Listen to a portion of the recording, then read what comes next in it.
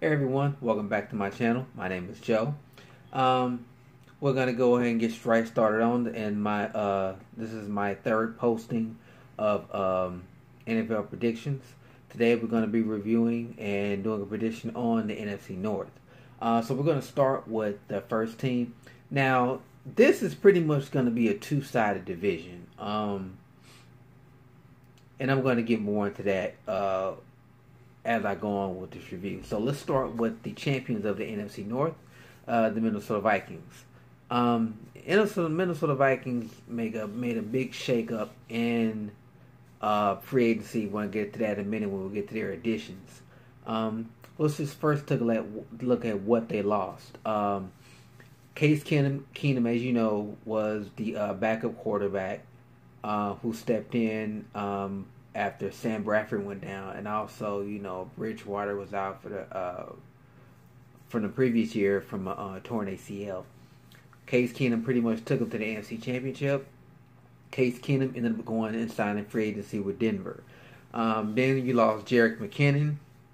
Jerick McKinnon went through San Francisco via free agency. Looks like Jarius Wright, another receiver they had, was cut. Sam Bradford left in free agency.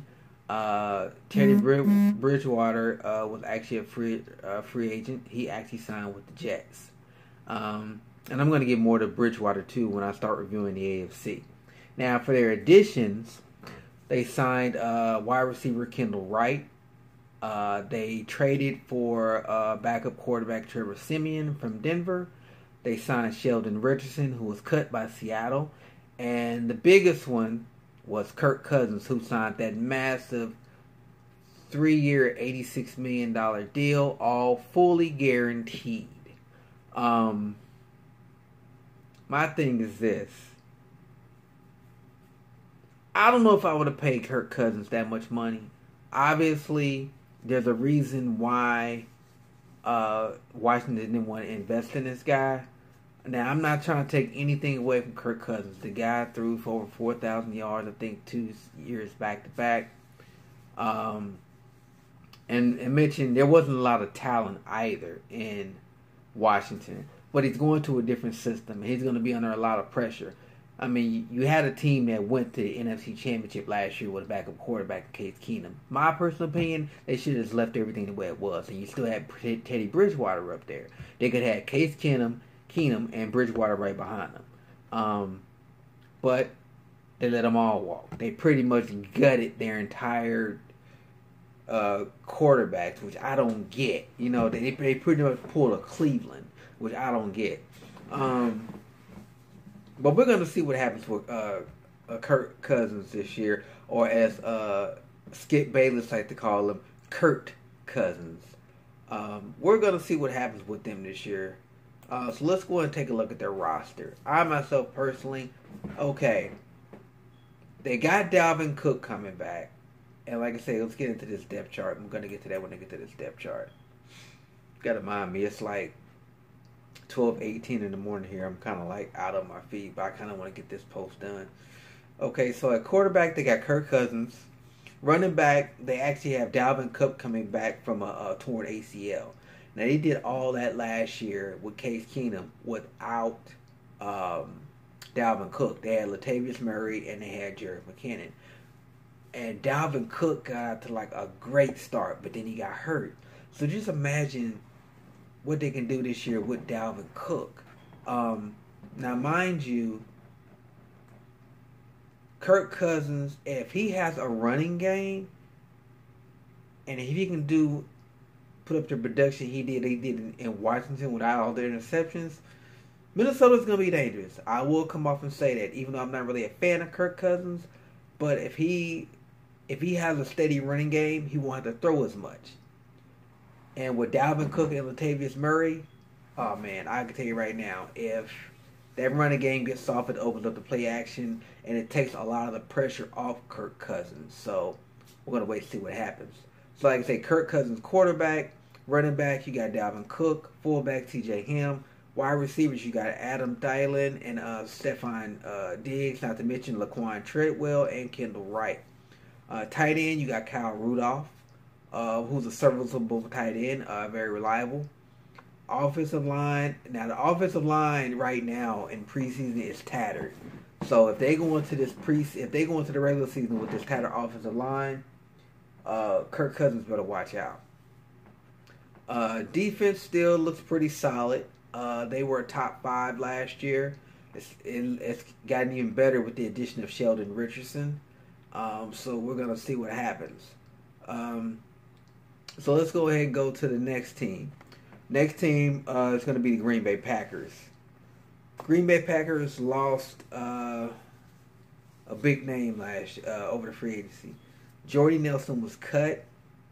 Pissed off a lot of people. I didn't get that one myself. And they also lost tight end Richard Rodgers to free agency. Now, for additions, they signed tight end Jimmy Graham. They signed tight end Mercedes Lewis, longtime Jacksonville Jaguar. They traded with Cleveland Browns for Deshaun Kaiser, and they also signed on the defense Muhammad Wilkerson. Rodgers was hurt last year, so Green Bay really didn't do much last year. Rodgers is coming back this year. And let's go and take a look at their depth chart. The one thing they really need, which like some teams need, is a running game. Everybody thought that, what's that guy's name? Lacey. Can't remember who it was, but guy ended up being fat as fuck. He ended up going to, I can't remember his first name. I'll let you know how much you remember by him. He went to Seattle, and he really didn't do nothing much up there either. Eddie Lacy, that's who it. Eddie Lacy. Everybody thought Eddie Lacy was the answer. That didn't pan out. He couldn't stay off them damn donuts. He got fat, so he got let go. So here is their offense. They got Aaron Rodgers, running back Jamal Wilson, fullback Aaron Wapowski, wide receiver they got Devontae Adams and Randall Cobb. Not to mention they got Geronimo Allison.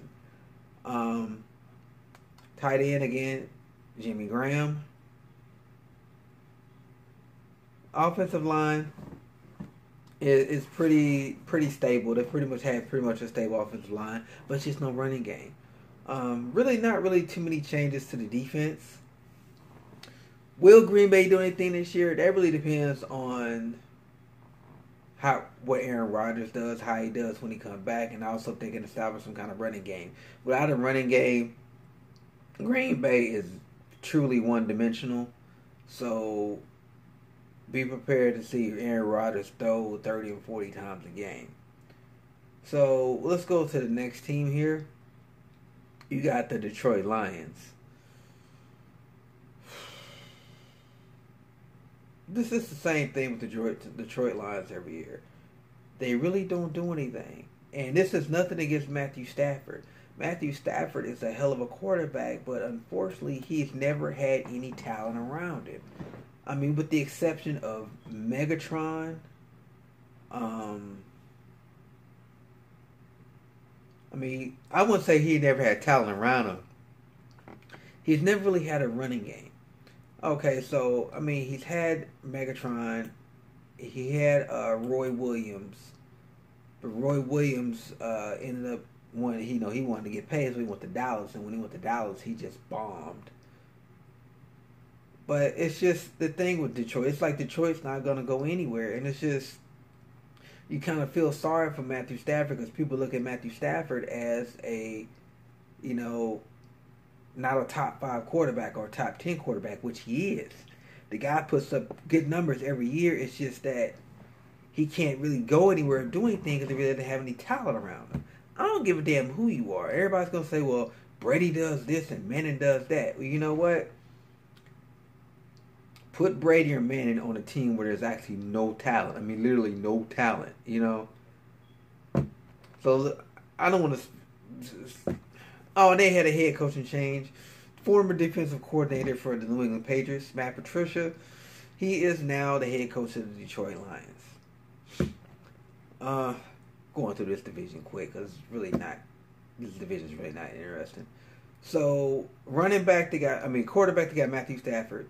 Running back, they picked up LeGarrette Blount, free agency.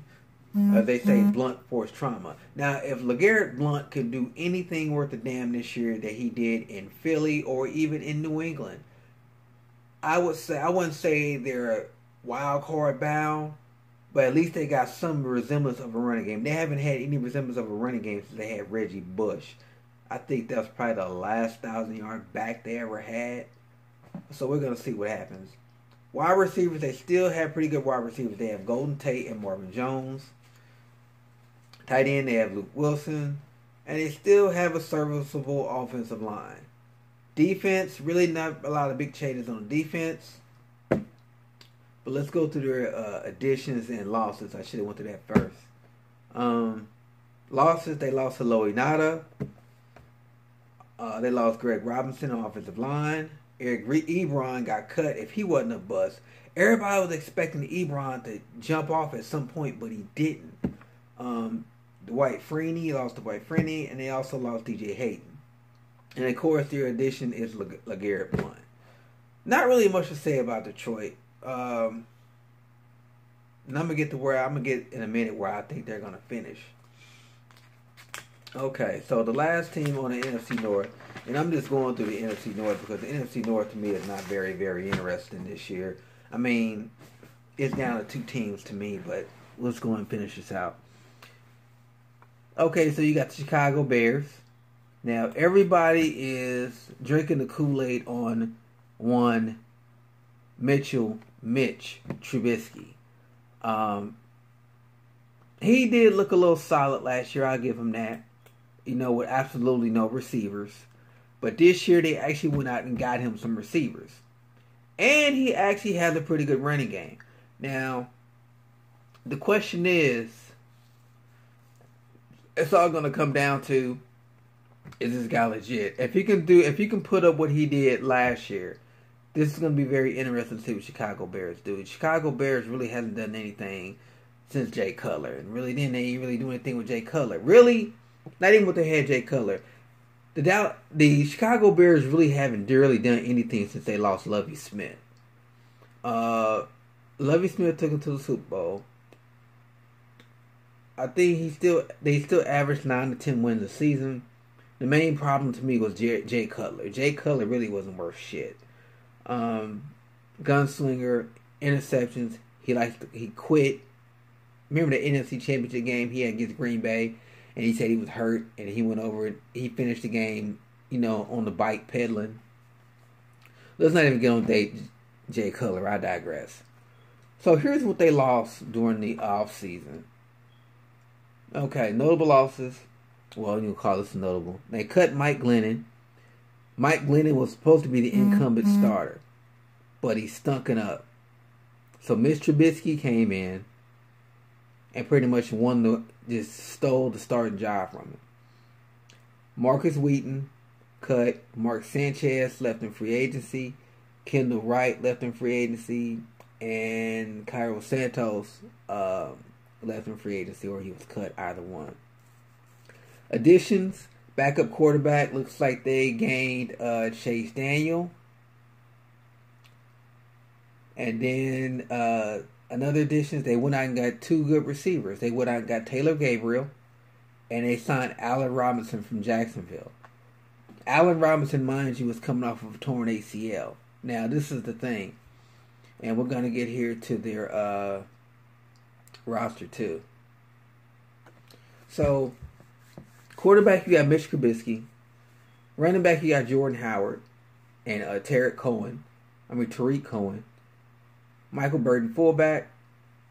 Wide receivers, you got Allen Robinson, Anthony Miller, and Taylor Gabriel. Not to mention, you have Kevin White. Kevin White really hasn't played a full season since his rookie year. This guy has been here for almost 4 years and still hasn't done shit. So this is a make or break year for him.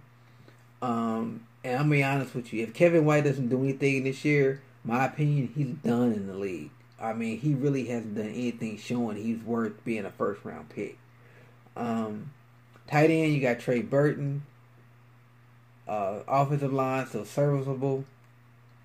Defense pretty much is pretty much the same defense they pretty much had last year. I think they picked up Kyle Fuller, I think, or he was already there last year. Lets you know how much you know about Chicago, because it's just NFC North is not an interesting division to me. It's kind of boring. So like I say, the Chicago Bears' success is really gonna fall behind. It's really gonna fall on the shoulders of Mitch Trubisky, what he's able to do with this team, and if this team's able to do anything. So I'm just gonna make this quick, because like I say, the NFC North to me is just not a very interesting division. I'm gonna go ahead and say the Minnesota Vikings are gonna finish first, followed by the Green Bay Packers, followed by Chicago Bears, and I'm going to have Detroit last. I just don't see Detroit doing anything. To me, this is, other than Minnesota and Green Bay, this has been a boring division, because those are the only two teams really that's really done anything. It's just a boring division. So, I don't want to keep you guys too long. Looks like I'm actually almost done with the NFC. Probably here tomorrow or Sunday, I'm going to be doing my review on the NFC South. Pretty more interesting in the NFC South than it was in the NFC North, but we're going to see what happens with the NFC North. Like I say, everything is in preseason. Everything looks sucky in preseason. Everybody looks good in preseason until the regular season comes. So I'm not putting any weight on anything right now. So this is my review, everybody. I'm sorry it's like 12 o'clock in the morning and I'm like halfway asleep. Be sure to look out for my next reviews here pretty soon. Got some movie reviews coming up. And also I'm going to finish my reviews of the NFL leading up to the regular season. And again, thanks for checking out my channel. Be sure to hit that subscribe button. And I'll talk to y'all later.